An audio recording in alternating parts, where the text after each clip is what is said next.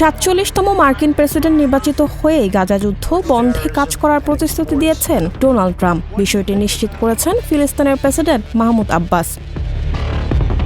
গত শুক্রবার ট্রাম্পের সঙ্গে ফোন আলাপ করেছিলেন আব্বাস। এ সময় ট্রাম্প এই প্রতিশ্রুতি দেন বলে জানান তিনি। একটি বিবৃতিতে এই তথ্য জানিয়েছেন ফিলিস্তিনি প্রেসিডেন্টের কার্যালয় থেকে। পরবর্তীতে ইসরায়েলি সংবাদ মাধ্যম টাইমস অফ ইসরায়েল এই খবর প্রকাশ করে। বিবৃতিতে বলা হয়, আন্তর্জাতিক বৈধতার ভিত্তিতে শান্তি অর্জনের জন্য কাজ করতে নিজের প্রস্তুতির কথা ট্রাম্পকে জানিয়েছে আব্বাস। এ সময় ট্রাম্প বলেন, গাজায় ইসরায়েল ও হামাসের যুদ্ধ বন্ধ করতে কাজ করবেন তিনি। তবে এই বিষয়ে ট্রাম্পের প্রচারণা শিবিরের পক্ষ থেকে কোনো বিবৃতি দেওয়া হয়নি।